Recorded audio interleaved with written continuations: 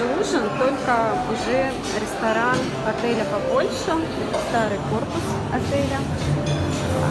И кроме десерта, конечно же, есть и вторые блюда.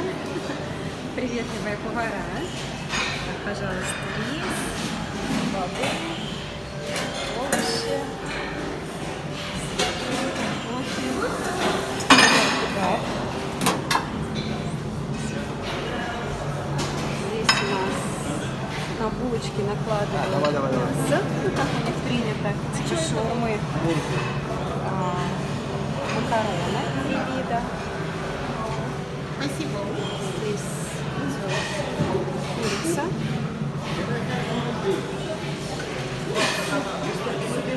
Тоже есть. И салатик. Сори.